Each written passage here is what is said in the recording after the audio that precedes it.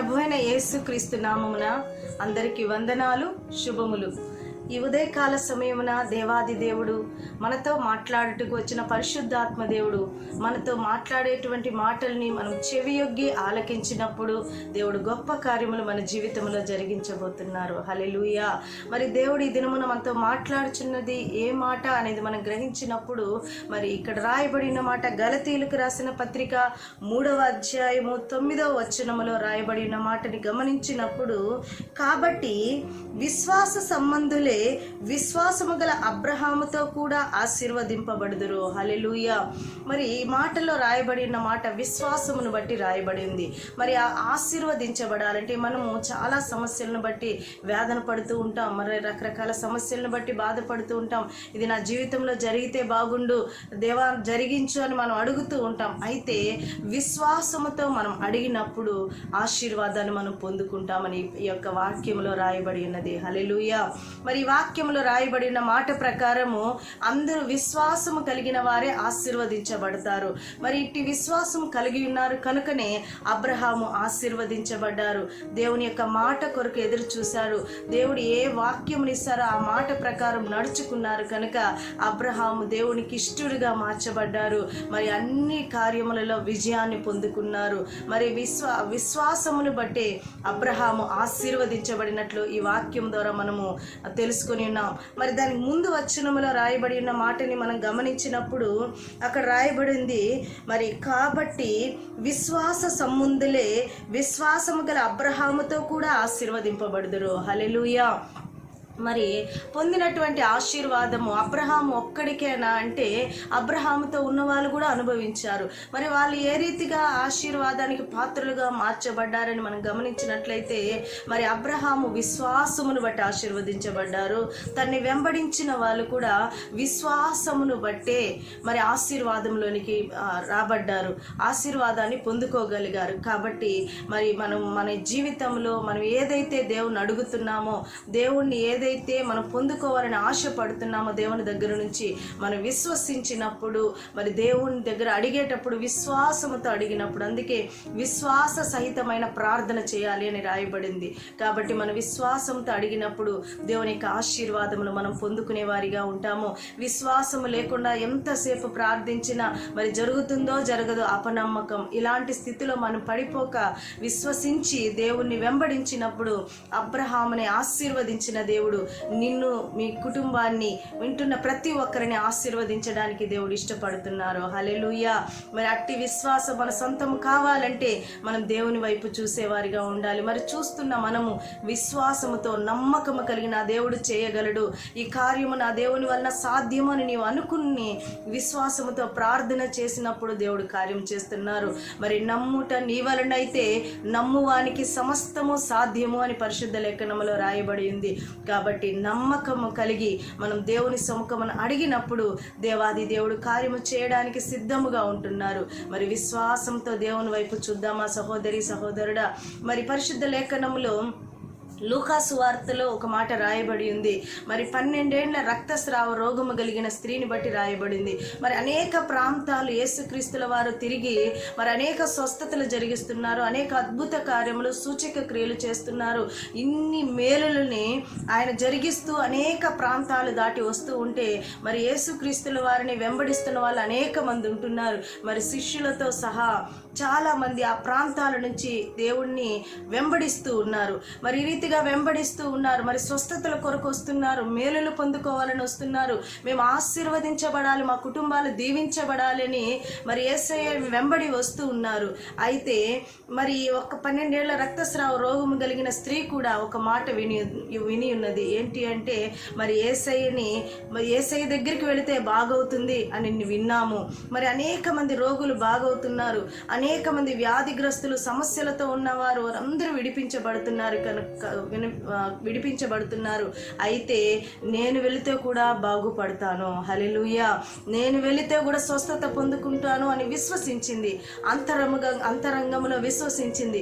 అంతకు ముందు ఆమెకి ఆ యేసయ్య ఎవరో తెలియదు, యేసయ్య గురించి ఏమీ తెలియదు. అయితే ఆమె వినింది, దేవుడి దగ్గరికి వెళితే యేసయ్య బాగు చేస్తాడు అని విన్న వెంటనే ఆమె ఏం చేసిందంటే ఆ మాటని విశ్వసించి మరి యేసుక్రీస్తుల వారు ఆ ప్రాంతంలోనికి వస్తున్నారు అని తెలిసినప్పుడు మరి యేసయ్య దగ్గరికి అనేక మందిని తీసుకువెళ్తున్నారు. ఆయన ముట్టితే బాగుపడతారని, ఆయన తాకితే అనేక వ్యాధులు దయ్యములు వెళ్ళగొట్టబడుతున్నాయని ఇవన్నీ విన్నప్పుడు ఆమె అనుకున్నది, ఇంత జన సమూహంలో నా వ్యాధిని చెప్తే ఎలా ఉంటుందో, మరి ఇంత జన సమూహంలో నేను యేసయ్య దగ్గరికి వెళ్ళలేనేమో అని ఆమె భయముతో మరి యేసయ్య వెళ్ళిపోతున్న సమయంలో ఆయన వస్త్రపు చెంగు ముట్టిందంట. ఎంతటి విశ్వాసం అండి, హల్లెలూయా.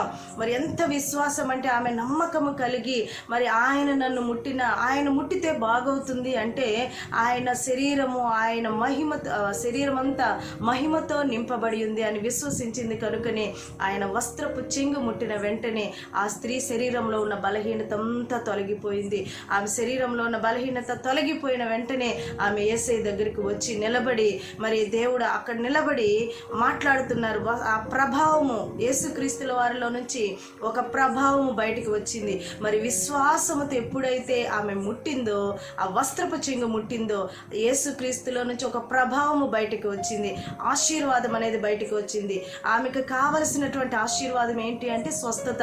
మరి ఆశీర్వాదం బయటకు వచ్చిన వెంటనే అలాగే యేసయ్య నిలబడిపోయారు. ఎవరో నన్ను ముట్టారు, హల్లెలూయా, ఎవరో నన్ను ముట్టారు అంటే మరి అక్కడ ఉన్నటువంటి శిష్యులు అంటున్నారు, మరి ఆయన వెంబడిస్తూ అనేక ప్రాంతాల నుంచి యేసయ్యని వెంబడిస్తున్న వాళ్ళందరూ ఆయన్ని అంటున్నారు, ఆయన చూస్తూ అంటున్నారు, యేసయ్య మేము మీ దగ్గరే ఉన్నాం, మేమందరూ మీ పైనే పడుతున్నాం, మిమ్మల్ని తాకుతున్నాం, ఏందయ్యా మళ్ళీ ప్రత్యేకంగా ఎవరో నన్ను ముట్టారంటున్నావు అనేసి వాళ్ళు అక్కడున్న వాళ్ళు చాలా మంది అంటున్నారు. అయితే యేసయ్య అంటున్నారు, ఎవరో నన్ను ముట్టారు, హల్లెలూయా, ఎవరో నన్ను ముట్టారన్నప్పుడు మరి మేమందరం నిన్ను తాకుచున్నామయ్యా అంటే మరి విశ్వాసము లేకుండా ఎంతసేపు యేసయ్య మీ దగ్గర ఉన్నా కూడా మరి స్వస్థత లేదు, విడుదల లేదు, దేవునిలో నుంచి ప్రభావము పొందుకోలేని స్థితిలో ఉంటున్నారు. మరి యేసయ్య సమీపముగా ఉంటున్నారు, పొందుకోలేని స్థితి.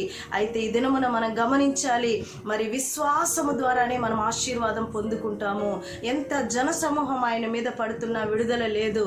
మరి వాళ్ళందరూ నిరీక్షించలేదు దేవుడు చేయగలడు, దేవుని తాకితే విడుదల ఉంది అనేది మరి అంతర్గతంగా విశ్వాసం లేదు. మరి ఎట్టయితే 12 ఏళ్ల రక్తస్రావ రోగం కలిగిన స్త్రీ భయముతో వణుకుతో యేసయ్య ముందర వచ్చి నిలబడింది. అయ్యా నేనే నిన్ను ముట్టినది, నా శరీరంలో ఈ బలహీనత ఉండింది, మరి బాగయింది అని ఆమె చెప్తున్నప్పుడు ఆయన ఆమెను చూసి అంటున్నాడు, నీ కుమారి నీ విశ్వాసమే నిన్ను స్వస్థపరిచింది, అమ్మా నీ విశ్వాసమే నిన్ను స్వస్థపరిచింది అన్నారు. ఈ రీతిగా మనం యేసయ్యని ఏ విధంగా ఆమె వెంబడించిందో, ఏ విధంగా యేసయ్యను ముట్టితే బాగుపడతాను అని విశ్వసించిందో, అట్టి విశ్వాసం మనలో ఉంటేనే ఆశీర్వదించబడతాం.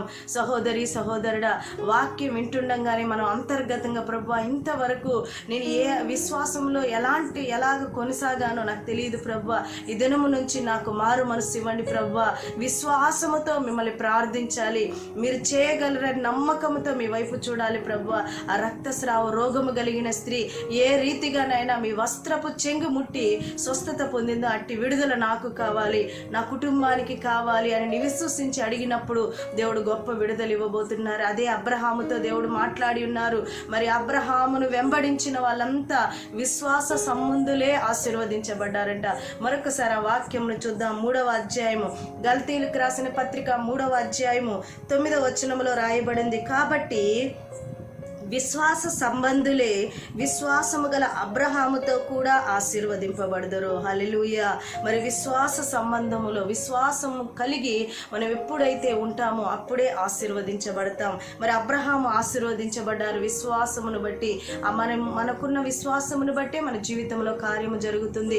సహోదరి సహోదరుడా, మనం విశ్వసించి ఈ దినము నుంచి ప్రభువా ఇట్టి విశ్వాసంలో నేను కొనసాగాలి ప్రభువా, అవిశ్వాసము అజ్ఞానము నా నుంచి తొలగించండి ప్రభువా అని నీవు తీర్మానం చేసుకున్నప్పుడు దేవుడు గొప్ప విడుదల ఇవ్వబోతున్నారు. మరి 7వ వచనంలో చూస్తే, అదే అధ్యాయము 7వ వచనంలో చూసినట్లయితే, కాబట్టి విశ్వాస సంబంధులే అబ్రహాము కుమారులని మీరు తెలుసుకొనుడి. హల్లెలూయా. మరి ఇట్టి విశ్వాస సంబంధులుగా నేను ఉండాలి ప్రభువా అని దేవుని సన్నిధిలో నీవెప్పుడైతే ప్రార్థిస్తావో, మరి దినమున తీర్మానం చేసుకుందాం. మరి వెంబడిస్తున్నాం, యేసయ్య నిజదేవుడని తెలుసుకున్నాం. మరి ఏ రీతిగా మరి అక్కడ చుట్టుపక్కల ఆయన వెంబడిస్తున్న ప్రాంతవాసుల వలె ఉంటున్నావా, లేదా 12 ఏళ్ల రక్తస్రావ రోగము గల స్త్రీ వలె నీవు విశ్వాసంతో ఆయన ముట్టుతున్నావా? నీవు ఆ రీతిగా ముట్టినట్లయితే మరి ఈ దినమున అట్టి విశ్వాసమే నిన్ను ఆశీర్వాదానికి పాత్రురాలుగా మారుస్తుంది. విన్న వాక్యమును బట్టి విశ్వసించినట్లయితే మనం ప్రార్థన చేసుకుందాం. విశ్వాసంతో ప్రార్థన చేద్దాం. అందరూ కళ్ళు మూసుకొని ప్రార్థన చేసుకుందాం. పరిశుద్ధమైన దేవ, దయగల తండ్రి, మీకు వందనములు, స్తోత్రములు ప్రభువా. ఎంతమంది బిడ్డలు ఈ దినమున వాక్యమును విని ఉన్నారో ప్రభువా, వాక్యములోని శక్తి ప్రభావమునైనా తండ్రి శరీరాల్లో పనిచేయలాగిన సహాయము చేయండి నాయన. అయ్యా తండ్రి, నైనా మీలో నుంచి ప్రభావము ఏ రీతిగానైనా అయ్యా తండ్రి బలహీనముగా ఉన్న ఆ స్త్రీ శరీరంలో వెళ్ళి కార్యము జరిగించిందో ప్రభువా, ఈ వాక్యం విన్న ప్రతి ఒక్కరిలాంటి కార్యము జరిగించేలాగిన కృప చూపించండి, స్వస్థపరచండి నాయన తండ్రి. ఏ కార్యముల కొరకు ఎదురు చూస్తున్నారో ఈ దినమున విశ్వాసంతో మీ సన్నిధిలో అడుగుతున్నాగానే నేను ఆ కార్యములన్నిటినీ ప్రభు నేను మీరు సఫలము చేయమని అడుగుతున్నామయ్యా. విశ్వసించిన వారే ఆశీర్వదించబడతానని ప్రభు ఈ దినమున విశ్వాస సంబంధులే ఆశీర్వదించబడతారని తెలుసుకుని ఉన్నాము. మేము అవిశ్వాసముల అజ్ఞానంలో ఉన్నట్లయితే క్షమించండి. ఈ దినమున పరిపూర్ణమైన విశ్వాసంలోనికి నడిపించమని, అంతర్గతముగా మిమ్మల్ని పరిపూర్ణంగా విశ్వసించి మీ వైపు చూసే అనుభవాన్ని దయచేయమని యేసయ్య నామమును అడిగి వేడుకొనుచున్నాము తండ్రి. ఆమేన్, ఆమేన్, ఆమేన్.